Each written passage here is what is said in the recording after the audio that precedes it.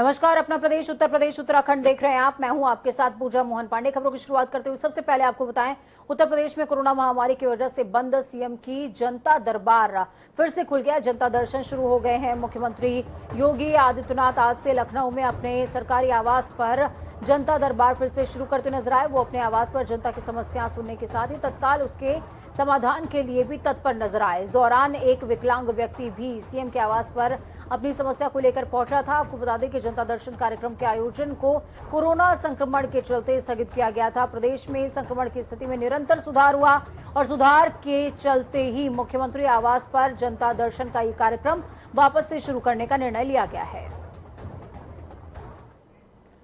तो जहां एक तरफ सीएम योगी लखनऊ में अपने आवास पर लोगों की समस्याएं सुनने के लिए पहुंचे, तो आज फिर से जनता दरबार की शुरुआत की गई। तो वहीं इसको लेकर अब सियासत भी गरमाने लगी है।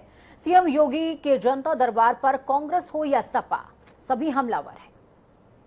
जनता का दर्शन मुख्यमंत्री जी करना चाहते हैं, तो मतलब है कि विधानसभा के चुनाव नजदीक आ गए हैं और उसकी तैयारियों में है। आप पिछले 4.5 वर्षों में आपने कितने जनता दर्शन किए, कितने लोगों की समस्याओं का आपने समाधान किया। जिसके शासन काल में पुलिस थानों में एफआईआर नहीं लिखी जा रही है, लेखपाल उसकी आय जात निवास के प्रमाण पत्र पर बगैर घूस लिए कार्रवाई नहीं कर रहा है, जिनको आप ये छोटी छोटी सुविधाएं नहीं दे सकते। आपने तो अपने संकल्प पत्र में कहा था कि हम सिटीजन चार्टर लागू करेंगे। वो सिटीजन चार्टर आज कहाँ है? चुनाव वर्ष लगभग शुरू हो चुका है और मुख्यमंत्री जी जिस तरीके से जनता से विमुक्त रहे पूरे 4.5 साल, दौरे उन्होंने जरूर किए हैं, लेकिन दौरे उनके बड़े सिंबॉलिक थे और राजनीतिक।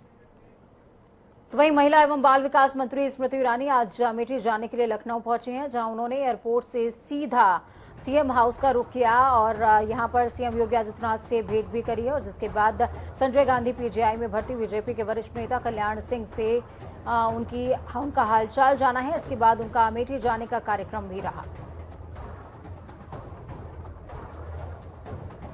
तो ये दो तस्वीरें आपको दिखा रहे हैं। स्मृति ईरानी सीएम योगी से मुलाकात करती नजर आई और जब कल्याण सिंह से मुलाकात करने के लिए पहुंची, उनका हालचाल स्मृति ईरानी ने जाना तो कल्याण सिंह भावुक हो गए थे।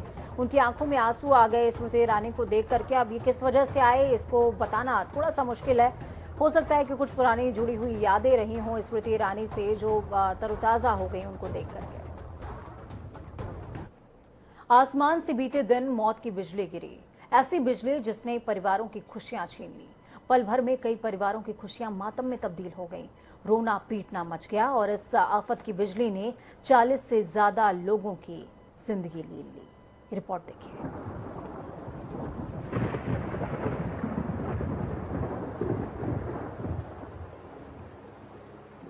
आसमान से गिरी मौत की बिजली, आसमान से बरसी आफत। बिजली गिरने से 40 लोगों की गई जान।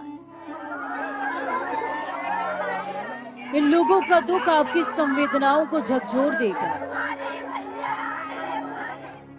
बारिश के दौरान आकाशीय बिजली ने ऐसा कहर बरपाया कि कई परिवारों की खुशियां छिन गई। उत्तर प्रदेश में बीते दिन ऐसी आफत की बिजली गिरी कि कई परिवारों में रोना पीटना मच गया। आसमान से ऐसी आफत की बरसात हुई कि प्रदेश में 40 से ज्यादा लोगों की मौत हो गई। सबसे ज्यादा कहीं आफत की बिजली ने अपना कहर बरपाया तो वो है प्रयागराज। यहां आकाशीय बिजली गिरने से 14 लोगों की मौत हो गई है। वहीं कानपुर देहात में 5 लोगों ने अपनी जान गंवा दी, जिनमें से 2 महिलाएं शामिल हैं। फतेहपुर जिले में भी 5 लोगों की जान गई है, जबकि फिरोजाबाद जिले में आकाशीय बिजली गिरने से 3 किसानों की मौत हो गई। कौशाम्बी जिले में 4 लोगों की मौत, उन्नाव, हमीरपुर और सोनभद्र में 2-2 लोगों ने अपनी जान गंवा दी। कानपुर नगर, प्रतापगढ़, हरदोई में एक व्यक्ति की जान चली गई है। वहीं मिर्जापुर में आफत की बिजली ने एक मासूम बच्चे की जान ले ली। आसमान से हुई इस मौत की बारिश की शक्ल में आकाशीय बिजली ने जहां 41 लोगों को मौत के घाट उतार दिया, तो वहीं 22 लोग इसकी चपेट में आने से बुरी तरह झुलस गए हैं। पूरे सूबे से आए ये आंकड़े आपके रोंगटे खड़े कर देंगे। आज महज आंकड़ों में दर्ज ये लोग आंकड़े नहीं बल्कि लोगों की जिंदगियां थी, परिवार की खुशियां थी। आकाशीय बिजली से सिर्फ इंसानों और मासूमों की ही जान नहीं गई है, बल्कि इसकी जद में जानवर भी आए हैं। प्रदेश भर में आकाशीय बिजली गिरने से 200 से ज्यादा मवेशियों की जान चली गई। आसमान से आई इस आफत पर प्रधानमंत्री नरेंद्र मोदी ने भी दुख जताया है। उन्होंने ट्वीट करते हुए कहा, उत्तर प्रदेश के कई हिस्सों में आकाशीय बिजली गिरने से हुई जनहानि हृदय विदारक है। इस त्रासदी में जिन लोगों को अपनी जान गंवानी पड़ी है, उनके परिजनों के प्रति मैं संवेदना प्रकट करता हूं। ईश्वर उन्हें इस दुख को सहने की शक्ति दे। पीएमओ की ओर से आकाशीय बिजली की वजह से जान गंवाने वालों को 2-2 लाख रुपए और घायलों को 50-50 हजार रुपए की मदद पीएम राहत कोष से की जाएगी। इसके अलावा मुख्यमंत्री योगी आदित्यनाथ ने भी इस घटना का संज्ञान लिया है। उन्होंने मृतकों के परिजनों को 4-4 लाख रुपए आर्थिक मदद की घोषणा करते हुए शोक व्यक्त किया है। जनता टीवी के लिए विशाल त्रिपाठी की रिपोर्ट।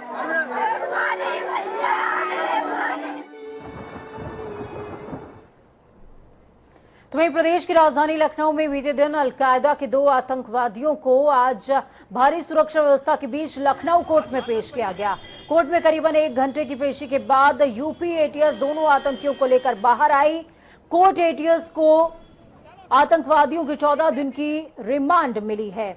तो वहीं इन आतंकियों के अलकायदा मॉड्यूल को लेकर नए खुलासे लगातार हो रहे हैं। यूपी एटीएस के आतंकियों के पास से कई प्रमुख जगहों के नक्शे भी हाथ लगे हैं। एटीएस के सूत्रों ने बताया है कि अलकायदा के आतंकियों के निशाने पर अयोध्या के अलावा मथुरा और काशी के धार्मिक स्थल भी रहे हैं। इन आतंकियों को निशाने पर थे। आतंकवादियों के पास से धार्मिक स्थानों के नक्शे बरामद हुए हैं। वहीं प्रदेश में बीते दिन आतंकी संगठन अलकायदा के 2 सदस्यों को गिरफ्तार किया गया। पूछताछ में पता चला कि आगामी दिनों में किसी बड़ी घटना को अंजाम देने वाले थे। ऐसे में हालातों को देखते हुए एटीएस लगातार सर्च ऑपरेशन चला रही है। इसके अलावा स्थानीय पुलिस भी ऑपरेशन में शामिल है। इस बीच लखनऊ के साथ साथ अलग अलग जगहों पर भी हाई अलर्ट जारी कर दिया गया है।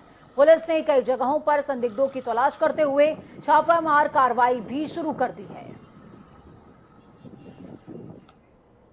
लखनऊ से संदिग्ध आतंकियों की गिरफ्तारी पर राजनीति भी हो रही है। कल समाजवादी पार्टी के अध्यक्ष अखिलेश यादव ने गिरफ्तारी को लेकर विवादित बयान दिया, जिसमें अखिलेश ने कहा था कि उन्हें यूपी पुलिस पर भरोसा नहीं है।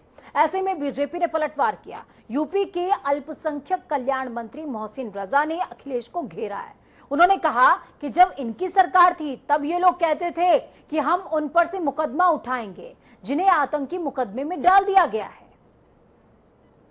देखिए, ये वो लोग हैं जो सुरक्षा एजेंसियों पर नहीं आतंकियों पर भरोसा करते हैं, क्योंकि इनकी जब सरकार थी उत्तर प्रदेश में तो ये कहते थे कि हम अपने इन लोगों पर से मुकदमा उठाएंगे जिनको आतंकी मुकदमों में डाल दिया गया है जेल में, उनसे सहानुभूति रखते थे। तो ये सुरक्षा एजेंसियों पर कहां भरोसा करेंगे उत्तर प्रदेश की। लेकिन हम उन्हें बताना चाहते हैं कि उत्तर प्रदेश में हमारी सुरक्षा एजेंसियां बहुत सतर्क हैं।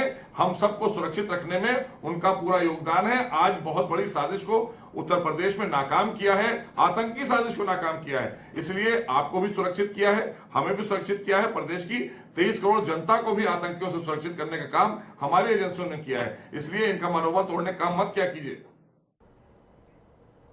तो इस खबर पर ज्यादा चर्चा के लिए ग्राउंड जीरो से हमारे साथ में अयोध्या से वीएस लाठी जुड़े हुए हैं, वाराणसी से, काशी से धर्मेंद्र चौबे मौजूद हैं और लखनऊ जहां पर आज पेशी हुई है अनूप हमारे साथ मौजूद हैं। सबसे पहले लखनऊ का रुख करते हैं। अनूप, पेशी हुई, पेशी के बाद 14 दिनों की रिमांड पर भेज दिए गए हैं और भी खुलासे हो सकते हैं। देखिए पूजा, कल जिस तरीके से दोनों संदिग्ध आतंकियों की गिरफ्तारी हुई थी उसके बाद तमाम उनसे पूछताछ के बाद खुलासे हुए हैं। जिस तरीके से धार्मिक स्थल साथ ही साथ अभी जल्द ही जिस तरीके से कांवड़ यात्रा निकलने वाली है, तमाम गहन पूछताछ हुई है। अभी थोड़ी देर पहले यहाँ से जो पीछे जो आप देख सकती हैं कि एनआईए और एटीएस की जो विशेष अदालत है, यहाँ पर दोनों आतंकियों को संदिग्ध पेश किया गया था, जिसमें एटीएस ने उनकी रिमांड मांगी थी कोर्ट से और उसको कोर्ट ने मंजूर कर दी है। कल से वो रिमांड शुरू हो जाएगी, क्योंकि पूछताछ अभी बहुत पहलुओं पर बाकी है। कई सुरक्षा एजेंसियां भी इन लोगों से पूछताछ करेंगी, इस वजह से उनको पुलिस एटीएस के कस्टडी में देकर उसमें तमाम पूछताछ होगी। अब कल से पूछताछ में, हालांकि अभी तक की पूछताछ में जिस तरीके से धार्मिक स्थलों के नक्शे मिलना कहीं न कहीं ये अपने आप में एक चिंताजनक बात है, किस तरीके से वो लोग प्लानिंग कर रहे थे और बाकी के जो साथी इनके छुपे हैं। ठीक है, धार्मिक स्थलों का जिक्र आप अनूप कर रहे हैं, तो हमारे साथ में अयोध्या से बीएस लाठी और वाराणसी से हमारे साथ धर्मेंद्र मौजूद हैं। दोनों से ही जानेंगे कि ग्राउंड जीरो पर क्या हलचल देखने को मिल रही है। सबसे पहले रुख अयोध्या का होगा। बीएस लाठी, क्या हलचल ग्राउंड जीरो पर? कहा जा रहा है कि अयोध्या के नक्शे भी इन तमाम जिहादियों के पास से मिले थे।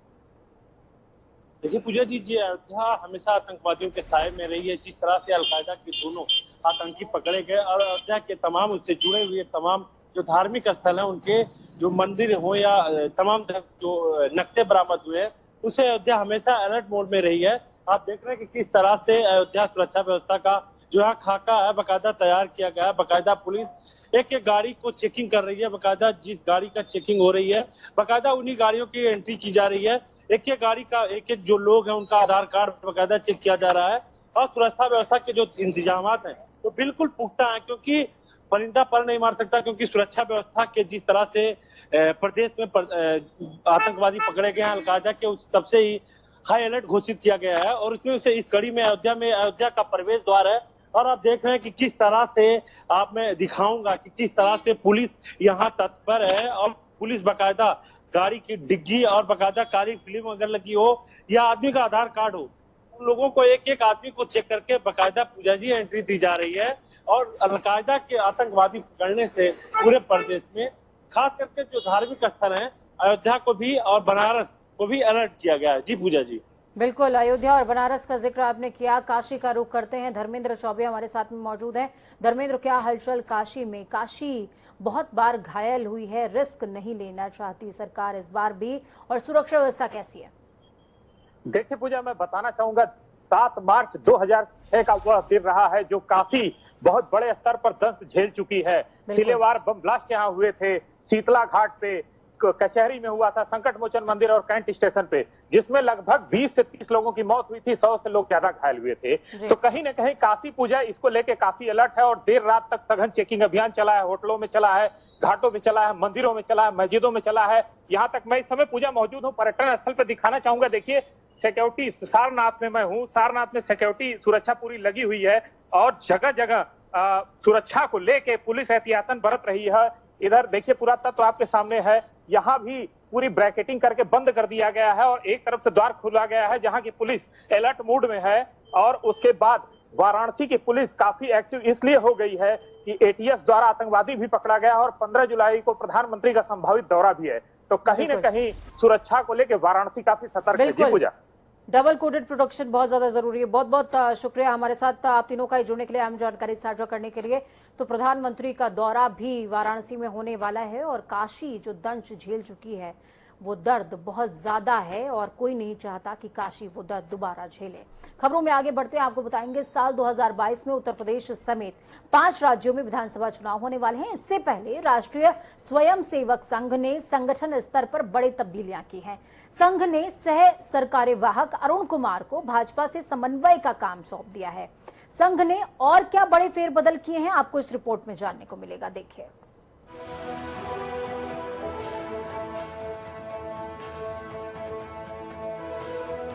यूपी के एमपी से लगते धार्मिक स्थल चित्रकूट में दीनदयाल शोध संस्थान में 9 जुलाई से संघ की अखिल भारतीय प्रांत प्रचारक बैठक हुई। इस बैठक में संघ प्रमुख मोहन भागवत, सह सरकार्यवाह दत्तात्रेय होसबोले, भैयाजी जोशी, राम माधव, सुरेश सोनी, मदन दास देवी, कृष्ण गोपाल समेत कई प्रांत प्रचारक मौजूद रहे। बैठक में आगामी दिनों में कई बड़े राज्यों में चुनाव के दृष्टिगत संघ में कई बड़े बदलाव किए गए। संघ ने सह सरकार्यवाह अरुण कुमार को भाजपा से समन्वय का काम सौंपा है। इसके साथ ही अरुण कुमार को संघ के राजनीतिक संपर्क कार्य का भी जिम्मा सौंपा है। अरुण से पहले दोनों काम डॉक्टर कृष्ण गोपाल देखते थे, हालांकि उन्हें अभी हटाया नहीं गया है। आरएसएस ने पश्चिम बंगाल में भी बड़ा बदलाव किया। बंगाल और ओडिशा के क्षेत्रीय प्रचारक प्रदीप जोशी को संघ का अखिल भारतीय सह संपर्क प्रमुख बनाया गया है। बंगाल के प्रांत प्रचारक और जोनल प्रचारकों को भी बदल दिया गया।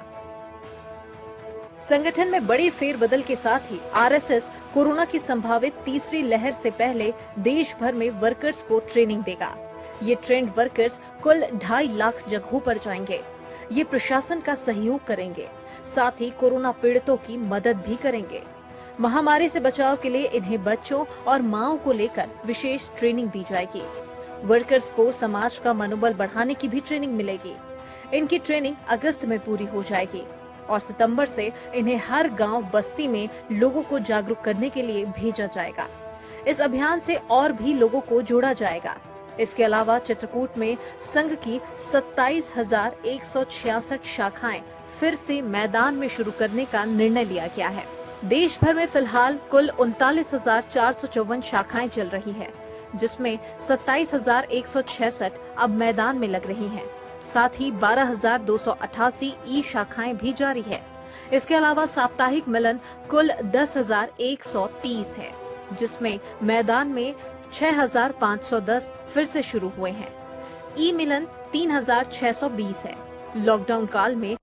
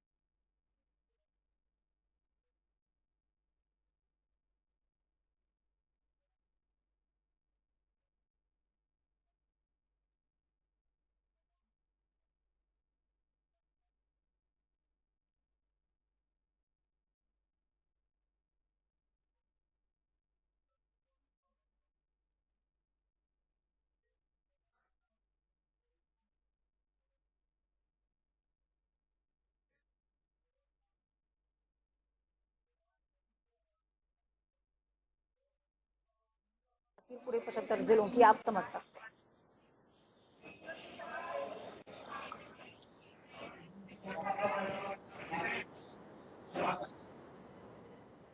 तो वहीं अब खबरों में रुक करेंगे।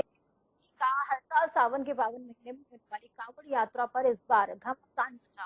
हालांकि उत्तराखंड के मुख्यमंत्री पुष्कर सिंह धामी ने कांवड़ यात्रा पर पहले से रोक लगा रखी थी और ये फिलहाल जारी रह रही थी, लेकिन यूपी के सीएम योगी आदित्यनाथ ने अपने अधिकारियों को पूरे कोविड प्रोटोकॉल के पालन के साथ कांवड़ यात्रा संपन्न करवाने के निर्देश दिए थे। इस बीच इंडियन मेडिकल एसोसिएशन ने कांवड़ यात्रा टालने की मांग सीएम धामी से की है। इस बाबत आईएमए ने उत्तराखंड के मुख्यमंत्री सीएम पुष्कर धामी को चिट्ठी भी लिखी है। आईएमए ने उत्तराखंड के सीएम पुष्कर धामी से कहा कि पहले की गलतियों को दोहराना ठीक नहीं होगा, कांवड़ यात्रा को इजाजत ना दीजिए, जबकि कोविड की तीसरी लहर का खतरा भी अभी मंडरा रहा है।